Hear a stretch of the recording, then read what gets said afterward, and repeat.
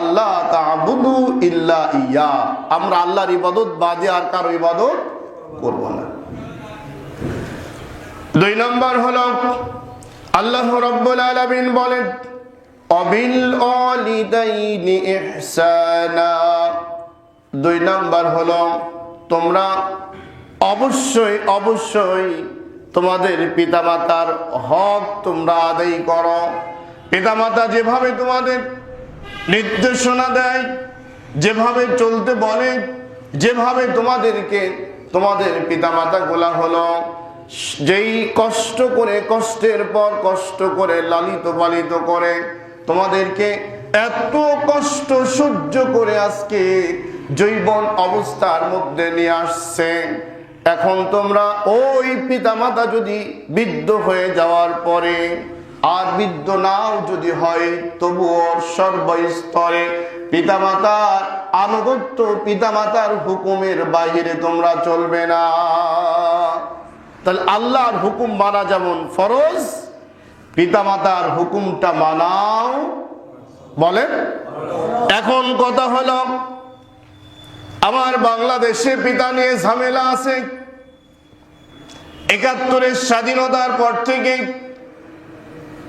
স্বৈরা শাসক প্রতিষ্ঠিত হয়ে দীর্ঘ সময় এই জাতিকে আর একজন পিতা মাথার উপরে চাপিয়ে দিয়েছিল। সেটা হলো আল্লাহ রাব্বুল আলামিন বলেন ইচ্ছাকৃতভাবে কোনো বিধান যেহেতু মানতে পারবেন না, আপনি বলেছেন, আল্লাহ নির্দেশ দিয়েছেন অকদা রাব্বুকা, আমি আল্লাহর ইবাদত বাদে, গোলামি বাদে কারো গোলামি করবে না। সংবিধানের মধ্যে 1 নাম্বার আল্লাহ শিক্ষা দিলেন। কিন্তু ৭১-এর স্বাধীনতার পর থেকে আর একজনকে বাংলাদেশে পিতা হিসাবে গ্রহণ করত, যাকে তার নাম কি বলেন? শেখ মুজিবুর। যদি আপনি জাতির পিতা স্বীকার না করেন, জাতির পিতা সম্পর্কে কোনো কথা বলেন, জাতির পিতা নিয়ে কোন রকম আলোচনা করেন, আপনাকে গ্রেফতার করা হতো, নির্যাতন করা হতো, লাঞ্ছিত করা হতো, নানান ধরনের নানান কষ্ট দিয়ে আপনাকে জেল জুলুম অত্যাচারের শিকার করা হতো বাংলার জমিনের মধ্যে। কথা ঠিক কিনা বলেন?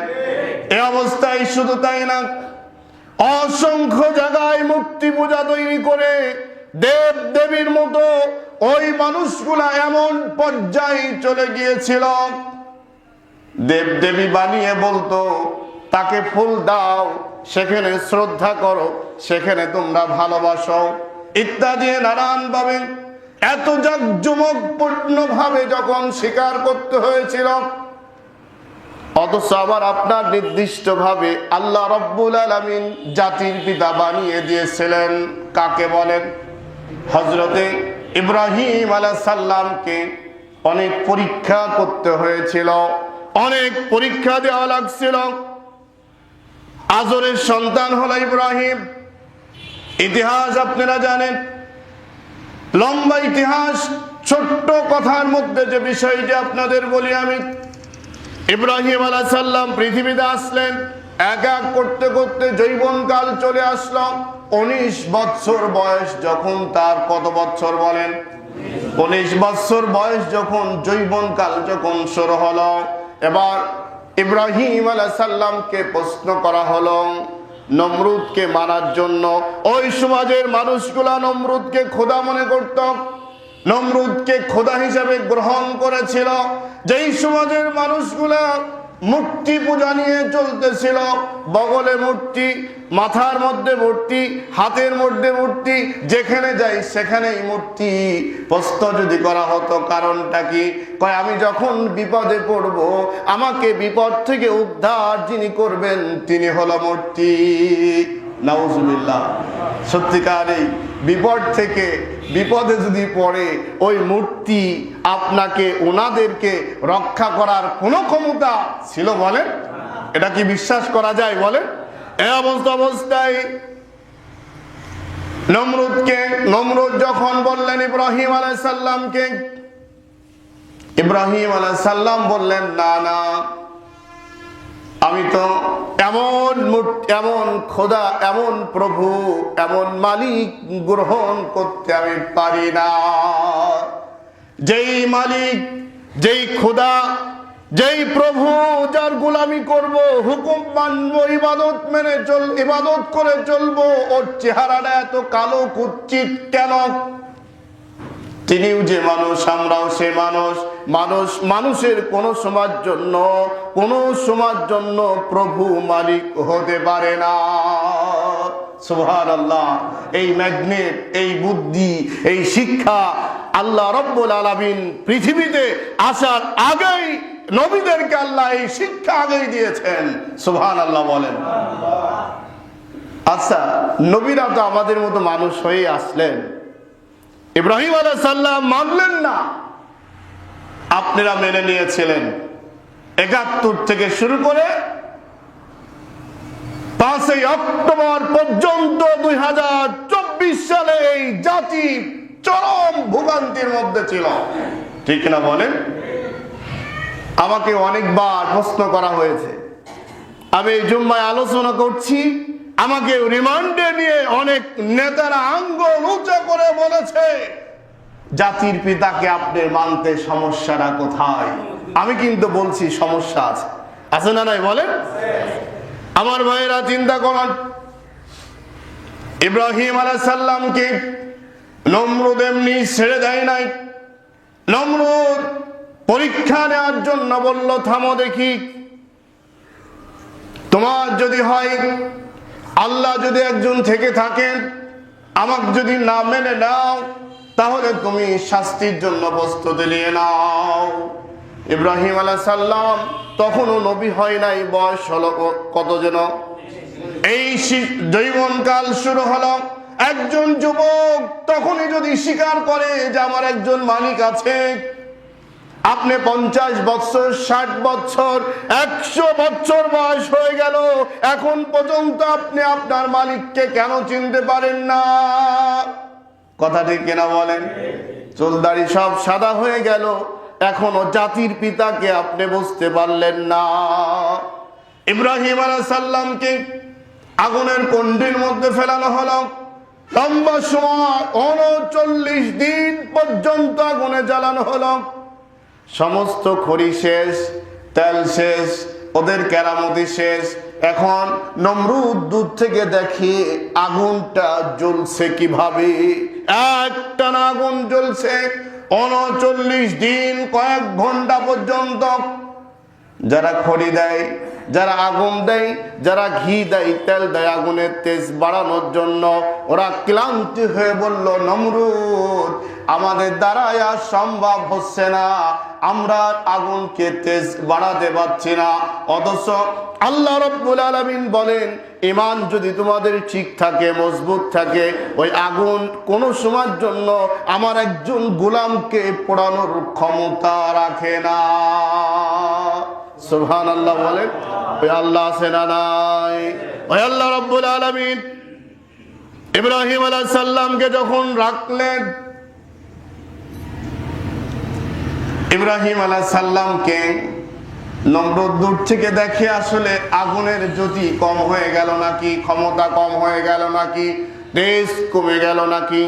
আগুন থেকে আওয়াজ হয়ে বলল, ও নমরুদ, তুমি যদি টেস্ট করতে চাও, আগুনের মধ্যে সবে মাত্র একটু তুমি উকি ঝুঁকি দিয়ে দেখো, দেখো, তাকাও, আমরা পারি কিনা সত্যিকার এই ইব্রাহিম। সুবহানাল্লাহ বলেন। ওরা জাতির জন্য আমি তোমাকে পুরস্কৃত করলাম, কিয়ামত পর্যন্ত ওরা জাতির হলো তুমি পিতা। সুবহানাল্লাহ। পরীক্ষা দেওয়া নাই, নামাজের বালাই নাই, ঈমান নাই, কিছু নাই, শয়তান এসে দাঁড়িয়ে কয় আমি তোমার পিতা, ওইটাকে মানতে হবে কেন বাংলার জমিনে? আবার চলে গিয়েছে। অত্যাচার থেকে মানুষ নিষ্কৃতি পাওয়ার জন্য চেষ্টা করেছিল, আবার নতুন ভাবে যারা ষড়যন্ত্র করে জাতির পিতা দাবি করতে চায়, তাদের শিক্ষা নিতে হবে ইব্রাহিম আলাইহিস সালাম থেকে, ঠিক কিনা কথা বলেন?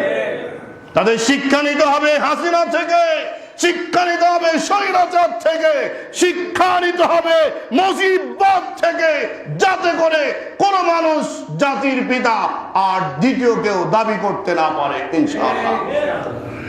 কার বিরুদ্ধে হচ্ছে ভাই? আসলে আমাদের জাতির পিতাকে কথা বলে। হঠাৎ যদি আবার কেউ গর্জনা উঠে বলে, মুসলমান যদি প্রতিবাদ না করে, ইমানদার যদি প্রতিবাদ না করে, বুঝতে হবে ওই মুসলমানের ইমানের ঘাটতি হয়েছে, ঠিক কিনা? তাহলে জাতির পিতা একজন, আর মূল পিতা হলো কয়জন? একজন। মিল্লাত আবিকুম ইব্রাহিম, এই জাতির পিতা আপনাকে আমাকে কাল কিয়ামতের ময়দানে শ্রেষ্ঠত্ব পরিচয় দিতে পারে। দেখেন, এই যে পূর্ব দিকে ইক্ষু গবেষণা কেন্দ্র এখন তো ভেঙে চুরে ছাই শেষ। এমন জাতির পিতা তৈরি করেছিল, সেখান থেকে সূর্য উদয় হবে, নাউজুবিল্লাহ বলেন। কিছু শয়তান আবিষ্কার হয়ে এমন তৈরি করে মনে হচ্ছে ওখানে বসে আছে দেবতা, বসে আছে, আর সূর্য উদয় হয়ে মই হয়ে যাচ্ছে চতুর্দিকে। এটাকে আমরা মানতে রাজি ছিলাম? বলে ইচ্ছার বাহিরে করা হয়েছে। আবার নতুন ভাবে এমন কোন মানুষ যেন এই শয়তানি চিন্তা চেতনা এই মাথার মধ্যে উদয় না হয়। দোয়া করি আল্লাহর কাছে আমরা, যে আল্লাহ বাংলা এই জমিনটাকে একমাত্র শুধুমাত্র কোরআনের জন্য তুমি কবুল করে নাও, বলেন আমিন। এই সমাধান দিতে পারে একমাত্র কোরআন। কে পারে বলেন? ও ভাই, আপনাকে আল্লাহ খাতে দিলেন, পড়তে দিলেন, হাত দিলেন, পা দিলেন, চোখ দিলেন, নাক দিলেন, সব দিলেন, বাকি কোনটা আছে বলেন? আছে কোন? একটা আছে বাকি। কি সেটা বলেন দেখি? এটা জানেন না কেন জানেন? না জানার কারণ হলো ৭১-এর পর থেকে এ পর্যন্ত আমার অনেক মুসল্লি ভাইয়েরাও আমাকে অনেক হুমকি দিয়েছেন। নীরবে সহ্য করে আল্লাহ বলছিলাম, আল্লাহ তুমি একটু ফয়সালা করো। আল্লাহ ফয়সালা করছেন কিনা বলেন? আজকে সেই মুসল্লি ভাইয়েরা, আমরা কিন্তু তাকে জিজ্ঞাসাও করি নাই, কয় খবরদার খবরদার, পরিবেশ পরিস্থিতি ভালো না, আলোচনা এরকম করেন না, খবরদার, অন্তত আওয়ামী লীগের বিরুদ্ধে কিছু করেন না, খবরদার। আছে না নাই বলেন? ছিল কিনা বলেন? আসলে আল্লাহ আমাদের আছে না নাই? আমরা ওই জাতির পিতা, ওই সরজাত সন্তান, যারা আগুনে পড়তে ভয় করে না, যারা হলো গোটা পৃথিবীর মধ্যে জেল জুলুম অত্যাচার নির্যাতন সহ্য করেও ঈমানটাকে মজবুত রাখতে চাই, সেই আমরা উম্মত, সেই আমরা জাতির ওরফজাত সন্তান। কথা বলেন ঠিক কিনা? সামান্য ভয় দেখিয়ে ঈমান বিক্রি করব তোমার মতো সলিমুল্লাহর কাছে? এটা হতে পারে না, ঠিক কিনা? কথা বলেন। আপনি কি করবেন? করবেন বলেন? কোন সময় নয় ভাইরা। এখন মনে করুন আমাদের শ্বশুর, শ্বশুরকে আমরা বলি আব্বা, বলি কিনা বলেন? এটা কি আসলে বাধ্য? সম্মানী পিতা, এটা হলো কি? যদি আপনি বলেন তাও ভালো, যদি না বলেন তাও ভালো। আপনি শ্বশুরকে যদি আপনি আব্বা না বলেন কিচ্ছু হবে না, আপনি সম্মানী পিতা বলেন, সমস্যা কি?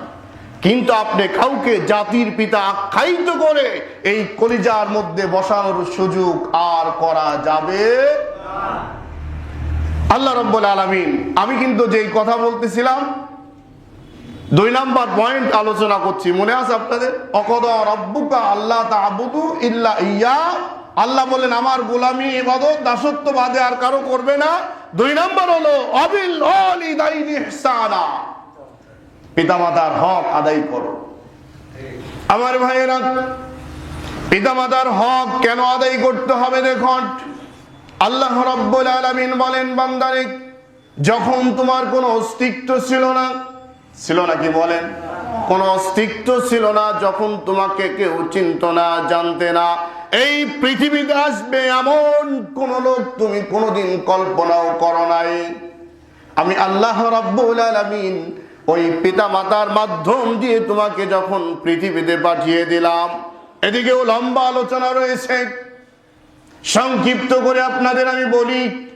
শিশু অবস্থায় যখন পৃথিবীতে চলে আসলাম, আমরা কাউকে চিনি না, ডাকতে জানি না, শরীরের কোনো তেমন ক্ষমতাও নাই, কোনো কিছু ধরতেও পারি না। বয়স শুধুমাত্র 6 থেকে 1 বছর মনে করুন। এই 6 থেকে 1 বছর, এই বয়সের মধ্যে দিয়ে আমাদের সবচাইতে আপনজন, সবচাইতে খোঁজ খবর আল্লাহর পরে যিনি রাখতেন তিনি হলো কে? আব্বা এবং মা। আপনি আব্বাকে প্রশ্ন করতেন, ঘাড়ের মধ্যে চড়ে কান্দে ওঠে। আমার সন্তানও অসংখ্য প্রশ্ন করে, যেমন আব্বু এটা কেন হয়েছে বলো, কে লাগালো বলো, এটা কেন করতে হবে বলো, কেন করব বলো। হাজারো প্রশ্ন যখন আপনি করেছেন, আপনার সন্তান যেমন আপনাকে করে, আব্বা হাজারো প্রশ্নগুলা শুনতেন আর হাসি মুখে জবাব দিয়ে আপনাকে চুমা খেয়ে নিত। ঠিক কিনা কথা বলেন? 2 নম্বর হলো, আপনার মা যখন আপনাকে কষ্টের পর কষ্ট সহ্য করে সমস্ত মানুষ যখন বিছনায় ঘুমিয়ে পড়ত, আর কোনো মানুষ নাই, এমত অবস্থায় আপনার মাথার মধ্যে যন্ত্রণা শুরু হয়েছে, জ্বর হয়েছে, সারাটা রাত মাথার কাছে বসে বসে মাথার মধ্যে হাত দিয়ে সারাটা রাত জিজ্ঞাসা করতো, বাবা আব্বু কেমন লাগতেছে বলো, কেমন লাগছে বলো। আপনি মনটা খারাপ করে যখন বলতেন আম্মু আর ভালো লাগে না, ভালো লাগছে না, আপনার মার মনটা বরফের মতো গলে আর অবস্থা সহ্য করতে পারতো না, বেহুশ হয়ে যেত। পাশে বসে বসে চোখ দিয়ে পানি পড়ত। সারাটা রাত জায়নামাজ নিয়ে বসে বসে তাসবিহ হাতে করে তেলাওয়াত করে বলতো, রব্বুল আলামিন আমার জীবনের বিনিময় হলেও আমার কলিজার টুকরা এই সন্তানকে তুমি হায়াত দারাজ করে দাও। কথা ঠিক কিনা বলেন? এই সন্তান ওখানেই শুধুমাত্র শেষ নয়, রাত্রিবেলা যখন চলে গেল সন্তানের মুখে কোনো হাসি নাই, মা অস্থির হয়ে যায়, মার কোনো কার্যক্রম ভালো লাগে না। এমন সময় মুরগি মান্নত থেকে শুরু করে কত না মান্নত করতো, কত কিছুই করতো। এই মা এত কষ্ট করে সন্তানকে যখন মানুষ করে আজকে যৌবনকাল পেয়েছেন, এই অবস্থায় চলে আসছেন, এই কারণে আল্লাহ রব্বুল আলামিন বলেন, আমার গোলামরা তোমরা শোনো, যেহেতু তোমরা বলেছো আমি আল্লাহর ইবাদত করবা, গোলামি করবা, দাসত্ব করবা, আমি আল্লাহর প্রতি ঈমান নিয়ে আসছো, ঈমানদাররা ভালো করে শোনো, আল্লাহর গোলামরা তোমরা ভালো করে শোনো, ওই পিতা মাতার সঙ্গে কোনো সময়ের জন্য বেয়াদবিমূলক আচরণ কোনো সময় করবে না। এই হুকুমটা যিনি দিয়েছেন তিনি হলো কে? এখন বলুন, রাসূল সাল্লাল্লাহু আলাইহি সাল্লাম হাদিস দিয়ে প্রমাণ করেছেন। সাহাবীরা প্রশ্ন করলেন, ইয়া রাসূলুল্লাহ, খেজমত পাওয়ার সবচাইতে শ্রেষ্ঠ মানুষ কে? নবীজি বললেন, তোমার মা। 2 নাম্বার বললেন, কে? তোমার মা। 3 নাম্বার কে? তবুও বললেন তোমার মা। 4 নাম্বার কে? তখন বললেন তোমার পিতা। এই পৃথিবীর মধ্যে সবচাইতে বেশি সন্তানের প্রতি অধিকার যিনি রাখেন তিনি হলো পিতা মাতা।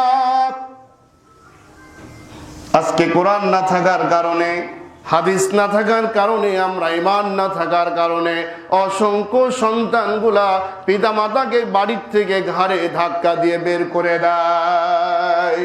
আছে না নাই? আমার ভাইয়েরা, শুধু তাই নয়,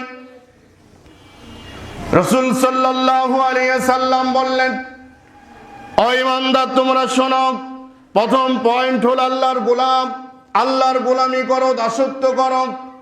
আল্লাহর পরে স্থান দিলেন আব্বা এবং মার।